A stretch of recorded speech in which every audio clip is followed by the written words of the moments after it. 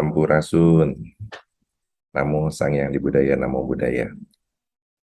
Pada kesempatan ini saya ingin berbagi, tapi dengan wajah yang serius ini saya berharap kita semua santai, serius tapi santai. Saya hanya ingin berbagi tentang sedikit ilmu filsafat, jadi jangan terlalu serius. Ilmu filsafat yang kita gunakan atau pada saat manusia ingin mencari kebenaran, dia melalui 3 proses. Yang pertama, proses dari adanya fenomena, memperhatikan fenomena yang terjadi. Ini adalah yang dinamakan sebagai ontologi. Dan kemudian dari fenomena tersebut, manusia berusaha merumuskan kenapa bisa terjadi fenomena tersebut. Nah, ini yang kita bisa rasakan dalam banyaknya ilmu pengetahuan yang ada saat ini. Ini yang disebut sebagai epistemologi.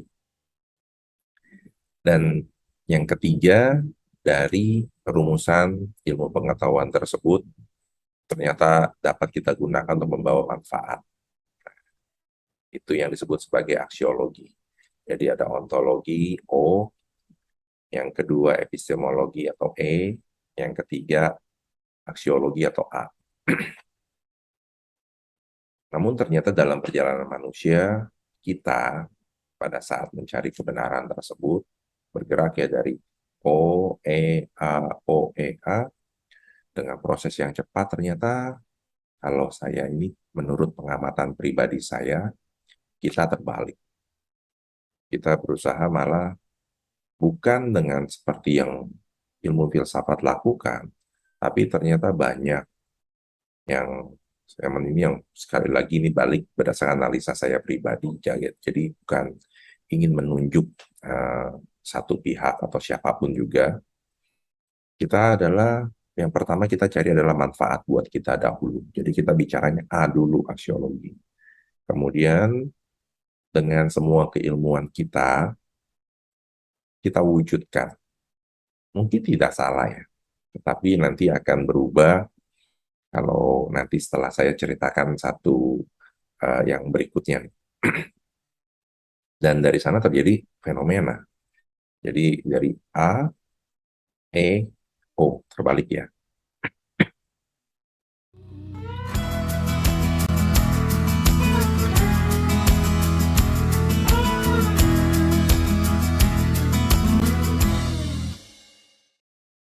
Saya ingin menceritakan bagaimana kita makan kepiting tanpa harus membunuh. Mungkin sesuatu yang mudah kalau kita pesan dari restoran. Nah, tetapi di sini saya ingin bercerita bagaimana jika kita ingin melakukan satu latihan, uh, tidak ingin melukai makhluk lain, tapi ternyata kita malah mau memakan makhluk tersebut. Nah, ini yang ceritanya. Memakan kepiting tanpa harus membunuhnya. Ya, tentu Anda semua yang mendengarkan sudah dapat menduga. Kalau bicara manfaat, kita ingin makan kepiting. Keilmuannya apa yang kita gunakan? Bukan cara motong, bukan. Karena kita tadi kan judulnya memakan kepiting tanpa harus membunuhnya. Tetapi adalah kita bicara tentang konsep karma. Nah, ini hebat ya, karma. Jangan serius. Tetap santai. Dan yang berikutnya adalah fenomena. Jadi fenomenanya apa yang disebut? Bukan kebenaran, tetapi pembenaran. Don't try this anywhere, anytime. Jangan coba-coba ya. Walaupun resepnya saya tunjukkan sekarang. Pertama, kita beli kepiting dari pasar, kita bawa ke dapur, masih dalam keadaan terikat. Dan kemudian yang kedua, kita siapkan baskom yang cukup besar. Dan yang ketiga, kita siapkan 2 bilah bambu, dan kita jadikan sebagai titian. Jika semua sudah lengkap, didihkan air di dalam baskom, dan taruh titian bambu tersebut di atasnya. Nah, di sini yang saya bicara tentang keilmuan kita tentang proses karma. Jadi kita bicara kepada kepiting. Hai kepiting, kalau kamu bisa melewati titian tersebut, saya akan melepaskanmu. Tapi jika engkau tidak mampu melewati titian dari seberang sisi 1 ke sisi 2, kiri atau kanan atau kiri, karma buruk engkaulah yang berbuah. Hebat ya, kita jika sudah tahu semua. Dan kita biarkan kepiting tersebut berjalan, dan ternyata dia berhasil melewati titian tersebut. Percobaan pertama gagal.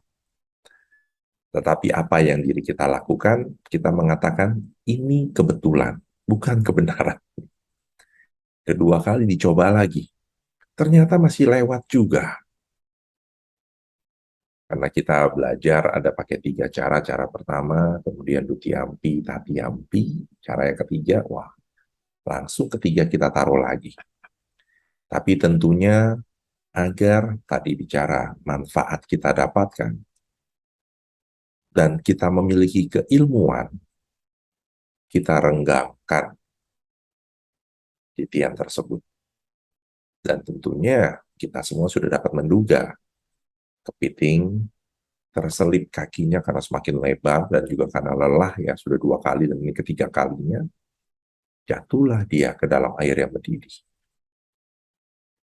Jadi kita dapat menikmati kepiting tanpa harus membunuhnya. Lalu apa yang kita katakan kepada si kepiting? Karma buruk engkau telah berbuah.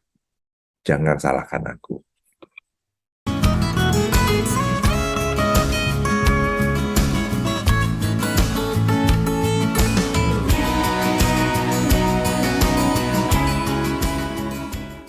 Ya, cukup ironis jika kita, Anda, dan saya mengulang kembali cerita tadi ya. Tetapi itulah keilmuan kita yang kita gunakan untuk manfaat kita.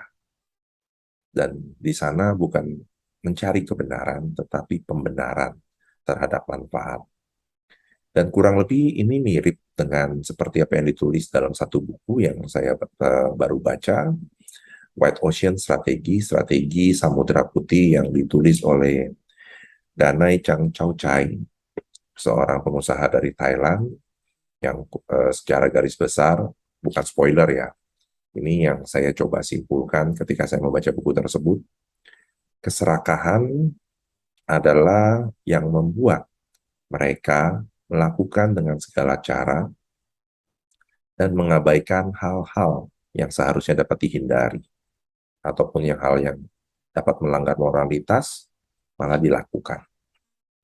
Dan dalam proses cerita tadi, memakan kepiting tanpa membunuhnya, ya kalau kita amati, adanya greedy, keserakahan dalam diri kita juga.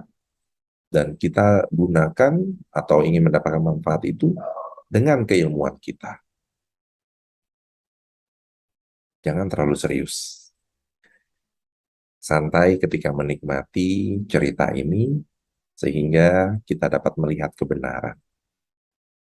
Dan saya, Anda, kita berharap bahwa pada saat kita melakukan kebenaran, apakah pembenaran ini yang sedang terjadi, yang sedang dalam proses untuk mencari kebenaran itu sendiri? Ataukah memang kita dapat melihat kebenaran apa adanya? Dan bukan karena manfaat yang kita inginkan, kita membenarkan semua tindakan kita dengan keilmuan kita.